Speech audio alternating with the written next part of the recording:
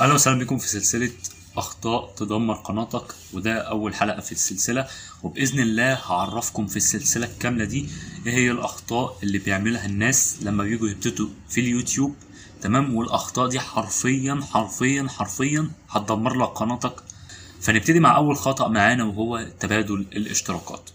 يا جماعة انا قلت في 100,000 فيديو ليا، يا جماعة يا جماعة يا جماعة بلاش تبادل اشتراكات، ابوس ايديكم. اللي بيحصل في تبادل الاشتراكات عشان تكون فاهم الوضع بيمشي ازاي، ان تبادل الاشتراك بيعلي رنك القناة وينزلها، ويعلي رنك القناة وينزلها، ويعلي الرنك وينزل الرنك، يقعد يعلي وينزل يعلي وينزل. طبعا دي مشكلة ومصيبة كبيرة في قناتك.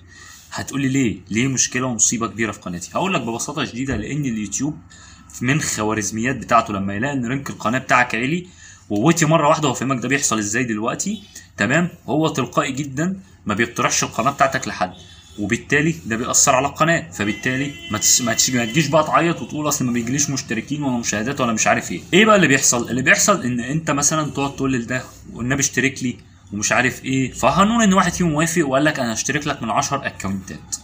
في الاغلب ال10 اكونتات دول بيكونوا اكونتات فيك، يعني اكونتات ما بيتفرجوش على فيديوز كتير في اليوتيوب، اكونتات معموله من غير رقم تليفون، من غير جيميل، من غير اي حاجه مأكتفاهم، اكونتات مش اكتف على طول في اليوتيوب. فبالتالي اليوتيوب الاكونتات دي بيحذفها اول باول.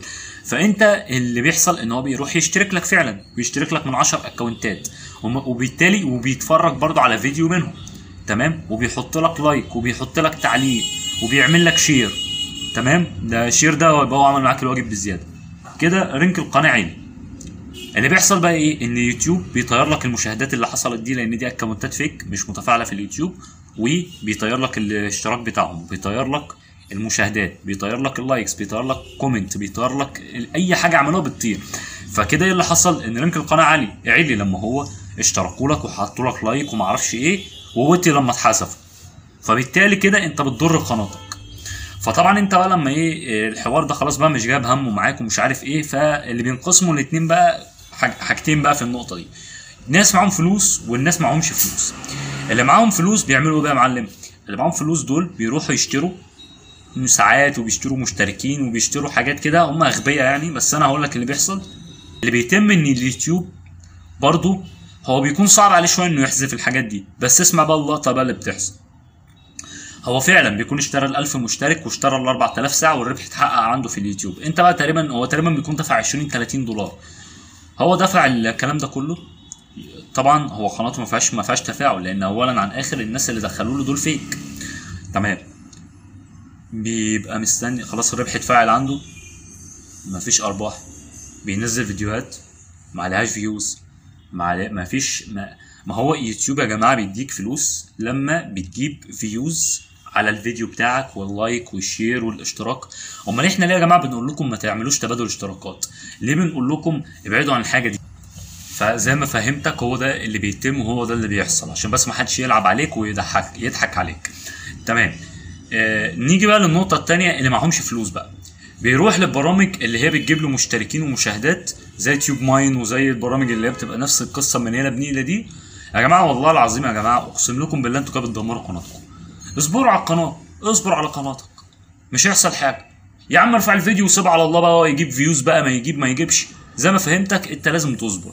ما تقعدش تقول ايه اصل ما بيجيليش مشاهدات، اصل ما بيجيليش مشتركين، اصل يا عم هو هيجيلك ازاي ما انت لسه في البدايه يا حبيبي. احنا بنقعد نقول كده. ركز. انا بحب اللي عنده الصبر. اعمل فيديوهات. انت بص، بدل ما تركز انك بتشحت مشتركين ولا كده، يا عم ركز في الفيديوهات بتاعتك، ركز ازاي تعمل فيديو عدل.